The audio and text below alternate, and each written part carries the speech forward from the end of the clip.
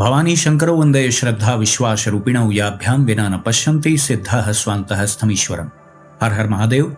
जगत पिता Shiv YouTube channel और भगवत पथ प्रश्नोत्तरी के 27वें विशेषांक में आप सभी भगवत प्रेमी दर्शकों का हार्दिक स्वागत है। भगवान श्री त्रिकालेश्वर महादेव जी की कृपा से आप सभी स्वस्थ सकुशल और प्रसन्न होंगे, ऐसा मुझे विश्वास है। सर्वार्थ ज्ञान निष्पत्तिरात्मनो योग उच्यते, एकाग्रता भवेच्चैव सर्वदा तत्प्रसादतः। अर्थात जीव को परमार्थ तत्व का ज्ञान प्राप्त होना ही योग कहा जाता है और चित्त की एकाग्रता सर्वदा उन्हीं भगवान शिव के अनुग्रह से होती है। लिंग पुराण से लिया गया यह महत्वपूर्ण श्लोक था। आज का प्रस्तुत वीडियो भगवत पथ प्रश्नोत्तरी वीडियो श्रृंखला का 27वां भाग है। कई महीनों के बाद यह विशेषांक आया है। अधिक व्यस्तता के कारण कुछ प्रश्न अनुत्तरित रह जा रहे हैं आजकल, तो उन्हीं प्रश्नों में से कुछ महत्वपूर्ण प्रश्नों को हमने सम्मिलित करने का प्रयास किया है। समय नष्ट न करते हुए सीधा प्रश्नोत्तरी का क्रम हम प्रारंभ करते हैं। पहला प्रश्न है बुक ट्यूबर के नाम से। जो प्रश्न थोड़ा बड़े हैं उनको मैं संक्षेप में पढ़ दे रहा हूं। जिनका प्रश्न है वो आसानी से समझ जाएंगे। इनका प्रश्न है, मैंने सावन में पार्थिव शिवलिंग बनाया और उसकी पूजा करती हूं, पर मैं प्रतिदिन यानी डेली शिवलिंग नहीं बनाती। बस एक बार ही बिल्व वृक्ष के नीचे मैंने वह पार्थिव शिवलिंग बनाया। तो इनका ये प्रश्न है कि वो एक ही बार शिवलिंग उन्होंने बनाया और बारंबार फिर प्रतिदिन उसी पार्थिव शिवलिंग का ये पूजन कर रही हैं। अक्षत पुष्प भोग पदार्थ आदि वहां चढ़ाते हैं तो बहुत चींटियां भी हो जाती हैं। यदि उसको साफ करें तो शिवलिंग खंडित होने का इनको भय है। तो इसी दुविधा में इन्होंने ये प्रश्न किया है। देखिए, सबसे पहले तो आप यह बात समझें कि पार्थिव शिवलिंग पूजन के तत्काल बाद विसर्जित कर दिया जाता है। देखिए, पार्थिव शिवलिंग में भूत प्रेतों के जो अध्यक्ष हैं चंडेश्वर, जिनकी उत्पत्ति भगवान महादेव जी के मुख से हुई थी, शिव महापुराण में इस संबंध में विस्तृत वर्णन है। तो पार्थिव शिवलिंग के पूजन के जो अधिकारी होते हैं, प्रथम अधिकारी वह चंडेश्वर गण होते हैं। इसीलिए पार्थिव शिवलिंग से स्पर्श किया हुआ जो भोग पदार्थ है वह ग्रहण नहीं किया जाता है। उसका निर्माल्य आदि भी धारण नहीं किया जाता है। नियमतः पार्थिव का पूजन सदैव सूर्य जब तक गगन मंडल में रहें उसके पहले ही हो जाना चाहिए। अंधेरे में पार्थिव शिवलिंग यानी सूर्यास्त के बाद पार्थिव शिवलिंग का पूजन विधान नहीं है। दिन में कर लें, दोपहर में कर लें, सायंकाल तक कर लें, कोई हर्ज नहीं है। लेकिन पूजन के तत्काल बाद शिवलिंग का विसर्जन कर देना चाहिए। अब आप हो सकता है कहें कि मेरे निकट में कोई पवित्र नदी तालाब आदि नहीं है, तो ऐसी स्थिति में आप एक बड़े से पात्र में जल भर लीजिए, फिर प्रभु को उसमें ही आदर पूर्वक पधरा दीजिए, उसी में विसर्जित कर दीजिए उन्हें। रात्रि भर वैसे ही रहने दें। अगले दिन वो जल और मिट्टी जो है वो किसी साफ सुथरे स्थान पर, जहां पर पैर किसी का ना पड़े, वहां पर डाल दीजिए, या किसी वृक्ष में, किसी पौधे आदि में आप डाल सकते हैं। पार्थिव शिवलिंग आपने बनाया तो बनाने से लेकर के उसके पूजन से लेकर के उसके ससम्मान विसर्जन तक की जिम्मेदारी, दायित्व आपका होता है। ये आप जान लीजिए। ऐसा आप बिल्कुल ना करें कि कहीं पार्थिव शिवलिंग पूजन आप करें किसी तीर्थ स्थान आदि में जा करके या नदी किनारे आदि भी, तो पार्थिव शिवलिंग तो अवश्य बनाएं, लेकिन उसका पूजन करें। पूजन के बाद तत्काल ससम्मान उनका विसर्जन भी करें।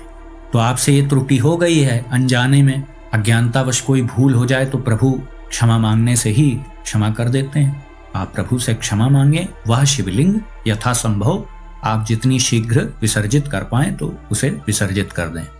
अगला प्रश्न है सुबिन सिंह जी का। इनका प्रश्न है, गुरुजी प्रेत योनि तो भोग योनि है, तो उसे नाम जप या श्रवण का फल कैसे प्राप्त हुआ? क्योंकि आपने तो बताया कि मनुष्य योनि के अलावा किसी और योनि में कर्म फल प्राप्त ही नहीं होता है।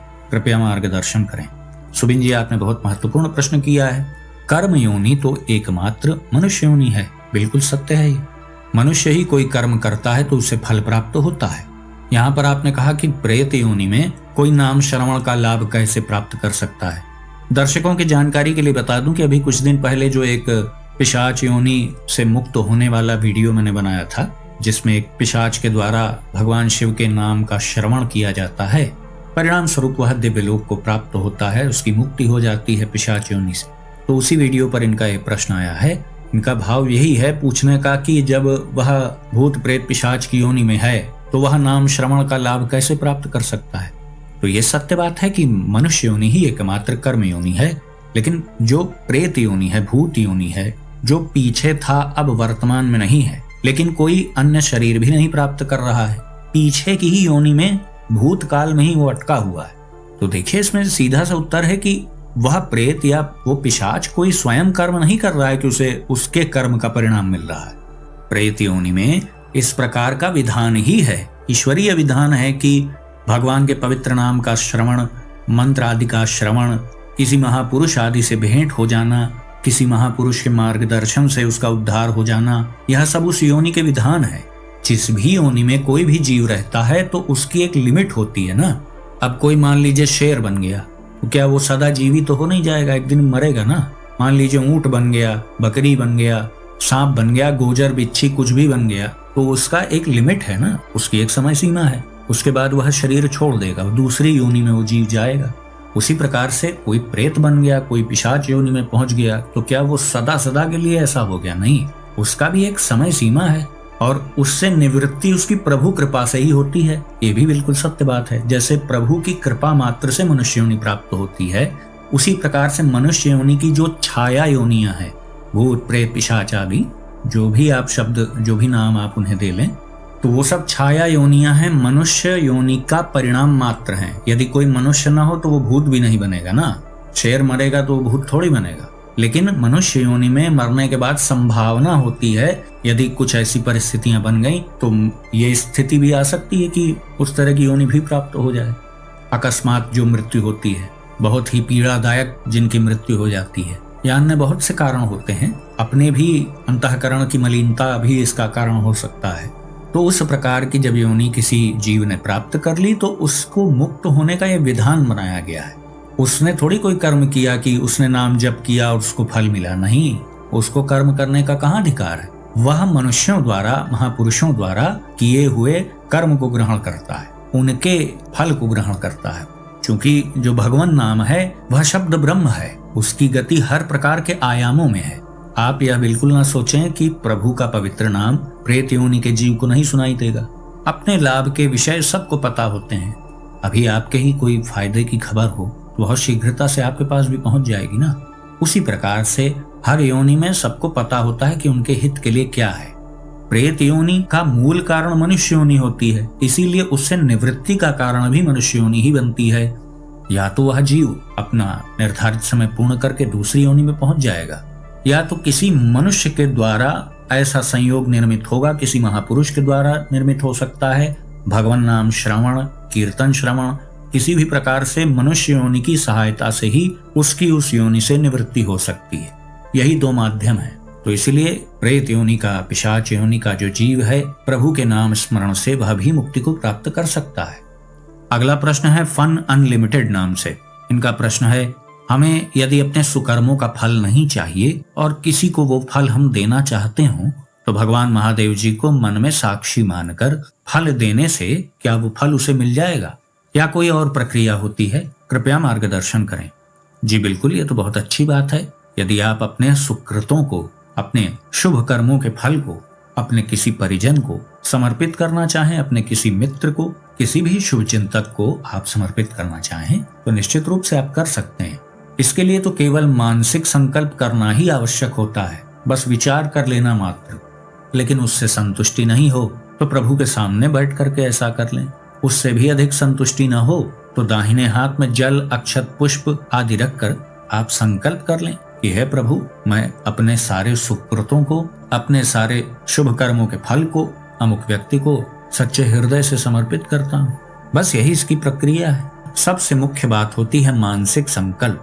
जैसे हृदय से निकला हुआ जो आशीर्वाद होता है वही महत्वपूर्ण होता है ना। बाहर से कोई कितना भी कहे खुश रहो, प्रसन्न रहो, उसका कोई अर्थ नहीं। अंतरात्मा से दिया गया जो आशीर्वाद होता है, इसीलिए वह महत्वपूर्ण होता है, क्योंकि वह आपकी संकल्प शक्ति के द्वारा उठा होता है। उसी प्रकार से आप अपने शुभ कर्मों के फल को भी दूसरे को समर्पित कर सकते हैं। अगला प्रश्न है ममता अग्रवाल जी का। इन्होंने पूछा है, क्या हर हर महादेव नाम का जाप कर सकते हैं? देखिए, हर हर महादेव प्रभु के भक्तों का एक उद्घोष है। भगवान के भक्त प्रभु का एक उद्घोष यानी नारा है, वो लगाते हैं हर हर महादेव नाम से। लेकिन आप ध्यान से देखें तो हर हर महादेव, इसमें तीनों नाम भगवान महादेव जी के ही तो हैं। हर नाम भगवान शिव का ही तो है, तो इसमें 2 बार हर हर यानी 2 बार हर नाम आ रहा है और 1 बार महादेव नाम भी आ रहा है। तो आप इसको नाम जाप की तरह भी जप सकते हैं। बहुत से लोग निरंतर इसका जाप करते हैं नाम जाप की तरह। चूंकि नाम जाप चलते फिरते उठते बैठते हर परिस्थिति में किया जा सकता है, तो इसीलिए आप हर हर महादेव का मानसिक रूप से चलते फिरते उठते बैठते किसी भी परिस्थिति में जाप कर सकते हैं। अगला प्रश्न है श्री पर्णा सरकार जी का। इन्होंने पूछा है, मैं पहले सांब सदाशिव नाम का जाप करती थी, पर इस नाम का उच्चारण मुझे कठिन लगता था क्योंकि मूल रूप से इनकी हिंदी भाषा नहीं है, इनका ऐसा कहना है, और इसलिए मैंने शिव नाम का जाप प्रारंभ किया है। क्या यह ठीक है? जी बिल्कुल ठीक है। यदि आपको उच्चारण में कोई दिक्कत आ रही है तो आप बिल्कुल शिव नाम का जाप करें। नाम जाप वही करना चाहिए जिसमें हमारा मन लगे, जिसमें हमारी भरपूर श्रद्धा हो, जिस नाम का हम सुविधा पूर्वक मानसिक या वाचिक किसी भी प्रकार का जाप कर पाए, उसी नाम का जाप करें जिसके जाप में आपका खूब मन लगे। यद्यपि ये जो युगल नाम है सांब सदाशिव, यह भी बहुत शक्तिशाली है। बस ये है कि आपको उच्चारण में यदि कोई दिक्कत आ रही है तो आप शिव नाम का जाप करें। शिव महापुराण में शिव नाम की अद्भुत महिमा बताई गई है, तो आप बिल्कुल इस शिव नाम का जाप कर सकते हैं। अगला प्रश्न है प्रतीक मिश्रा जी का। इन्होंने पूछा है, क्या नाम जप में जय या श्री आदि लगा सकते हैं क्या? हाँ, ये तो भावानुसार आप कर सकते हैं। यद्यपि नाम जाप में केवल नाम जाप की ही बात कही गई है। अब यदि आप सोचें कि पिता का नाम श्री लगाए बिना कैसे ले लूं, ऐसा भी भाव रहता है बहुत से लोगों का। वो शिव शिव शिव शिव शिव इस प्रकार से नाम जाप नहीं करते। यद्यपि वो जानते नहीं कि शिव तो 2 अक्षरों का एक मंत्र है और मंत्र में फेरबदल नहीं किया जाता है, कभी भी यथावत जप किया जाता है तो प्रभु का वो नाम, लेकिन वह शब्द ब्रह्म भी है। वो साक्षात अक्षरों के स्वरूप में निराकार ब्रह्म का प्रतीक है। अक्षरों के रूप में उस नाम से उनकी अभिव्यक्ति हुई है, तो उसको यथावत जपने का ही विधान है। लेकिन जो लोग श्रद्धावश जय शिव जपना चाहें तो क्या उसमें मना है क्या? बिल्कुल आप कर सकते हैं। जैसे आपने पूछा ना कि श्री या जय आदि ये लगा सकते हैं, तो इस प्रकार से जप सकते हैं आप, श्री शिवाय नमः, श्री शिवाय नमस्तुभ्यम। लेकिन मेरा ऐसा मानना है कि सीधा सटीक नियम रखिए कि चलते फिरते हम प्रभु का इष्ट का नाम जाप करेंगे और पवित्र आसन पर बैठ करके माला से अथवा ध्यानस्थ मुद्रा में हम अपने इष्ट का मंत्र जाप करेंगे। जिन्होंने गुरु दीक्षा ले ली है, गुरु का आदेश है कि आप चलते फिरते भी गुरु मंत्र का जाप करें, तो उस स्थिति में जो गुरु का आदेश हो वैसा करें। वैसे श्रेष्ठ यही है कि नाम को यथावत जपें। फिर भी आपकी इच्छा है जय शिव जपने की, तो आप वैसे भी जप सकते हैं। अगला प्रश्न है पवन यादव जी का। इनका प्रश्न है कि हम घर पर छोटा सा नर्मदेश्वर शिवलिंग लेके आए हैं, क्या उसे हम पहले वाले शिवलिंग के स्थान पर रखकर पहले वाले शिवलिंग यानी पुराने वाले शिवलिंग को किसी दूसरे पवित्र स्थान पर रख सकते हैं? कृपया मार्गदर्शन करें। जी पवन जी, बहुत अच्छी बात है। श्रावण मास में बहुत से लोग ऐसा करते हैं। यदि आपका पुराना जो शिवलिंग है किसी प्रकार से खंडित हो गया है या बहुत जर्जर स्थिति में है, तो अवश्य ही उसको बदल सकते हैं आप, या अन्य भी कोई कारण है तो आप उसे बदल सकते हैं, कोई ऐसी समस्या नहीं है। लेकिन एक बार ध्यान पूर्वक अच्छा सा शिवलिंग ले लें, बार बार उसे बदलना उचित नहीं है।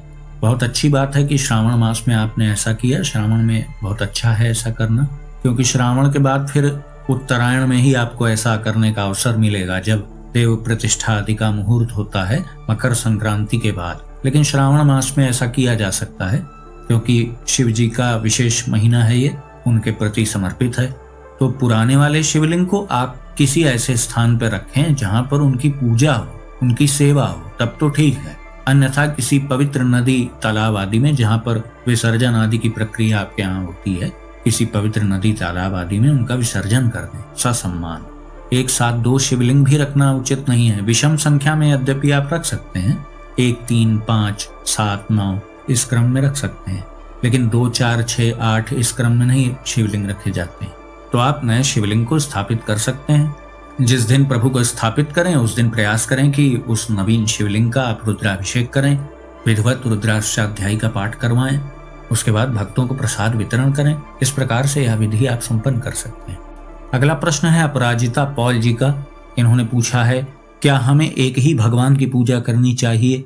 जैसे अगर भगवान शिव जी की पूजा कर रहे हों तो सिर्फ उनकी ही पूजा करनी चाहिए। अगर साथ में माँ जगदम्बा की भी पूजा करें, जैसे उनके स्तोत्र आदि का पाठ करें, तो क्या भगवान शिव जी हमारी पुकार नहीं सुनेंगे?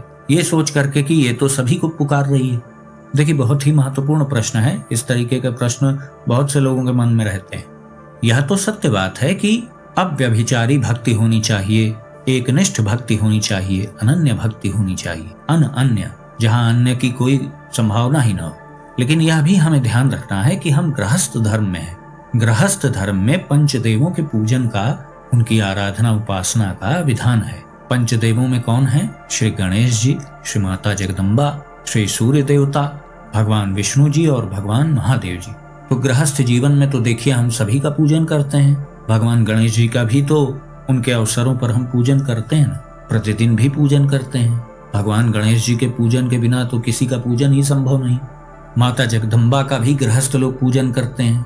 भगवान श्री हरि का, उनके सभी अवतारों का, भगवान सूर्य का, भगवान सदाशिव जी का सभी लोग पूजन करते हैं। यहाँ पर आपने प्रश्न किया कि क्या भगवान शिव जी के साथ फिर हम माता जगदम्बा जी की पूजा नहीं कर सकते? बिल्कुल कर सकते हैं। आप देख लीजिए, शिवलिंग का जो विग्रह है वह माता आदिशक्ति और भगवान सदाशिव जी का ही तो प्रतीक है। निराकार परब्रह्म का प्रतीक ही तो शिवलिंग है। बिना आधार के शिवलिंग अपूर्ण है। तो युगल रूप में ही अपने इष्ट का पूजन सदैव करना चाहिए। यह बिल्कुल नितांत आवश्यक है। इसको आप अच्छे से समझ लें। बहुत से लोगों का ऐसा प्रश्न आता है कि भगवान शिव जी में तो बहुत मन लगता है, लेकिन अन्य देवी देवताओं में मन नहीं लगता। तो आप यह मान के चलें कि प्रभु की ही तो अभिन्न शक्ति हैं माँ जगदम्बा, माता पार्वती जी। तो उनके निमित्त भी आप सेवा करें, पूजन करें। आप यही माने कि भगवान सदाशिव जी का ही स्वरूप विस्तार सब रूपों में है। सभी हमारे इष्ट का ही स्वरूप है। सर्वोपरि मेरा इष्ट ही है, उससे बढ़ के कोई नहीं है। भक्त को यही सोचना चाहिए, सबको अपने इष्ट को ही सर्वोपरि मानना चाहिए। और जो बाकी अन्य देवी देवता हैं उनका पूजन हमें यह मान के करना है कि यह हमारे ही इष्ट का स्वरूप विस्तार है, उन्हीं का ही स्वरूप है। इस प्रकार से आप गृहस्थ धर्म में रहते हुए पंचदेवों का पूजन भी कर सकते हैं। तो आप मन में यह भाव न लाएं कि मैं माता पार्वती जी का भी पूजन करूं और कभी लक्ष्मी जी का पूजन कर लूं, कभी श्री हरि का भी पूजन करूं तो उससे मेरे इष्ट नाराज होंगे, क्रोधित होंगे। तो ऐसा नहीं।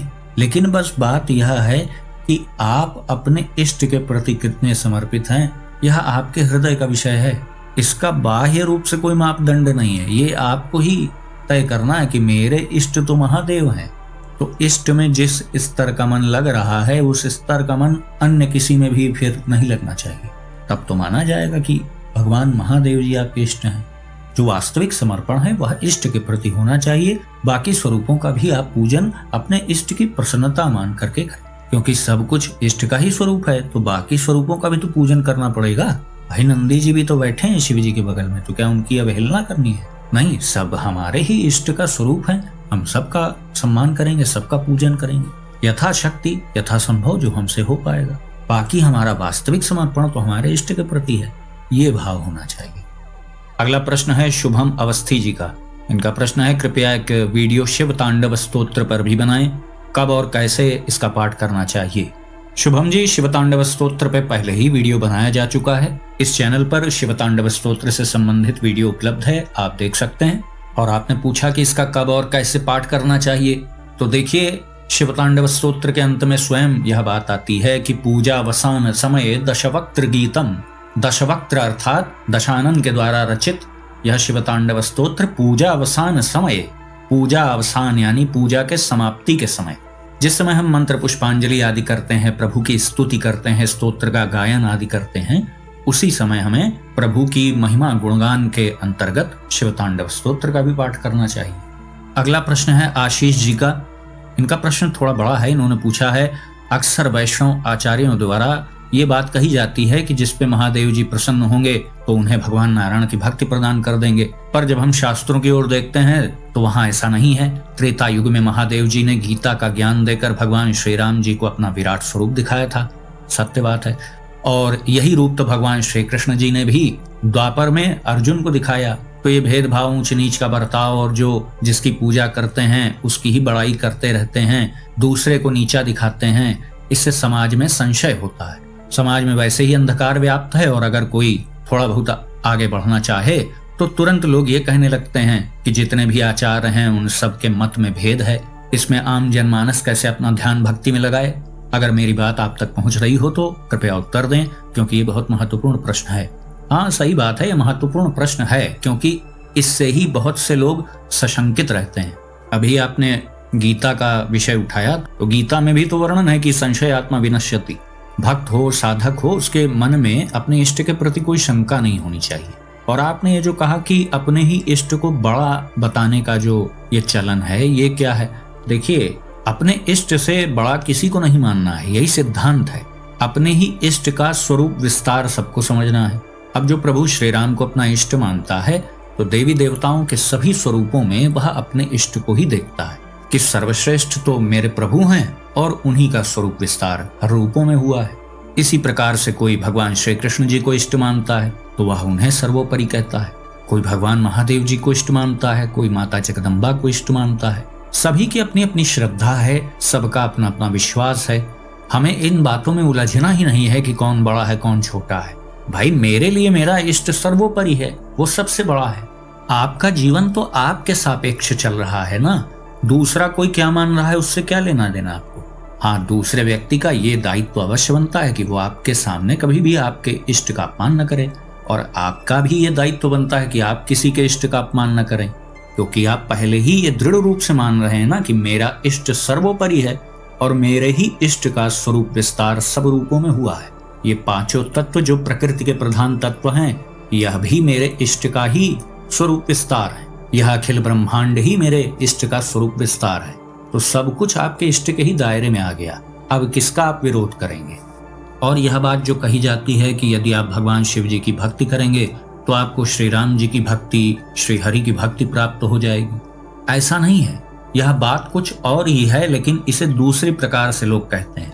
मूल बात इतनी सी है जो सबको पता है और सब स्वीकार भी करते हैं कि सृष्टि में किसी की भी उपासना आपको करनी है तो सर्वप्रथम भगवान महादेव जी को प्रसन्न करना होगा। भगवान महादेव जी यदि आपसे प्रसन्न हो गए तो फिर कोई ऐसा लक्ष्य नहीं है जिसे आप प्राप्त न कर सकें। लेकिन महादेव जी को यदि आपने रुष्ट कर दिया, उनकी आपने उपासना नहीं की, उनको आपने विश्वास में नहीं लिया, उनको प्रसन्न नहीं किया, तो फिर अन्य कोई भी लक्ष्य आप साध नहीं पाएंगे।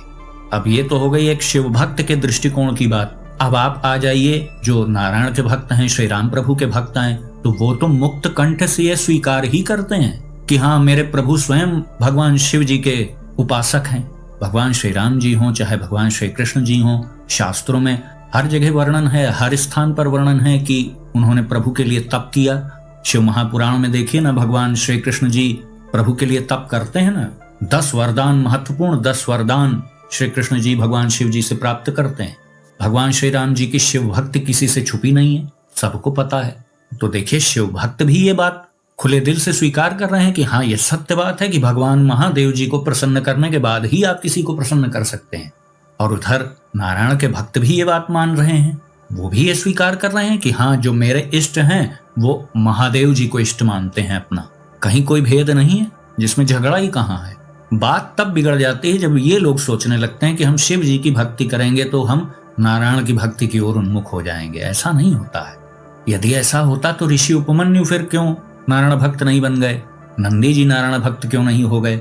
रावण तो बहुत ज्यादा भगवान शिव जी की उपासना करता था, उसकी तो बिल्कुल भी चित्तवृत्ति भगवान श्री राम जी की ओर नहीं गई।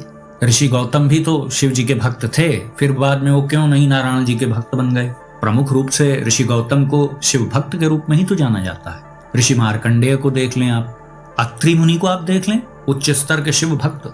माता सती अनुसुईया के जो स्वामी हैं अत्रि ऋषि, उनकी पहचान इसीलिए है कि वो शिव भक्त है। तो बात समझने का प्रयास करें। गूढ़ बातें कुछ सांकेतिक रूप में भी कही जाती हैं। शिव जी की भक्ति करने पर आप अभेद स्थिति को प्राप्त कर लेते हैं, फिर किसी से भेद ही नहीं रह जाता है। तो आप सबको प्राप्त करने के लिए नहीं, सब आपको प्राप्त करने के लिए उत्सुक हो जाते हैं। शिव महापुराण में वर्णन है, जो शिव जी के प्रति समर्पित है तो अन्य सभी देवी देवता उससे प्रसन्न रहते हैं, संतुष्ट रहते हैं। शिव जी को आपने प्रसन्न कर लिया, और यदि आपने मन में ये इच्छा रखी है कि मुझे श्री राम प्रभु की दृढ़ भक्ति प्राप्त हो, ये आपकी आकांक्षा है, तो भगवान महादेव जी उसको पूर्ण कर देंगे, निश्चित रूप से कर देंगे।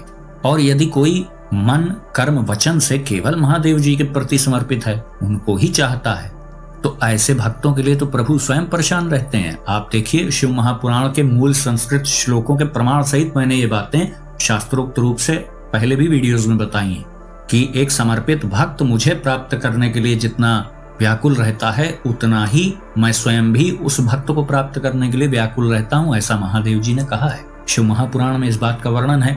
पीछे वीडियोस में आप देखिएगा, मैंने इन बातों पे बहुत चर्चा की है पहले।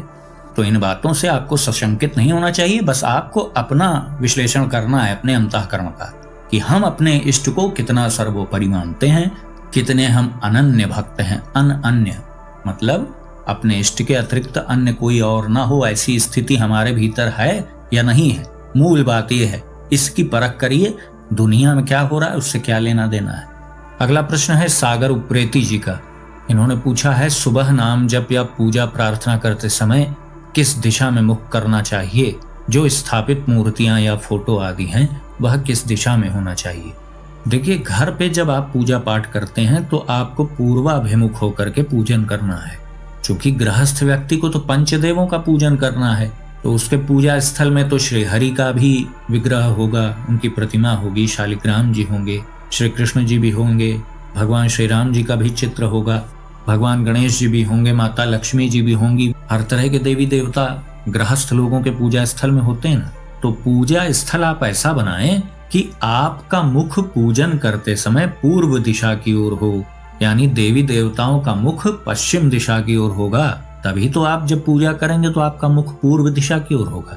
देवी देवता का मुख आप पूर्व दिशा की ओर कर देंगे तब तो आपका मुख पश्चिम दिशा की ओर हो जाएगा पूजन करते हुए, जो कि बिल्कुल गलत है। इसलिए सदैव देवी देवताओं को पश्चिमाभिमुख रखिए। उनकी पूजा करते समय आपका मुख पूर्व दिशा की ओर होना चाहिए, पूजा स्थल का मुख पश्चिम की ओर होना चाहिए।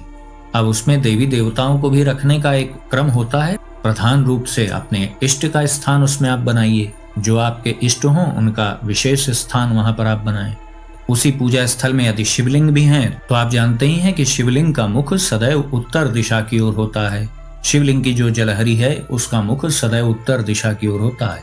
तो उस प्रकार से शिवलिंग को रखें और ठीक शिवलिंग की जलहरी के सामने जहां से जल नीचे गिरता है वहीं पर नंदी जी को स्थापित करें। छोटे से शिवलिंग से छोटा आकार होना चाहिए नंदी जी का। नंदी जी का मुख दक्षिण दिशा की ओर होगा, शिवलिंग का मुख उत्तर दिशा की ओर। पूजन करते समय आपका मुख पूर्व दिशा की ओर होना चाहिए। शिवालय आदि में अलग विधान है, वहां पर उत्तराभिमुख होकर के आपको पूजन करना है।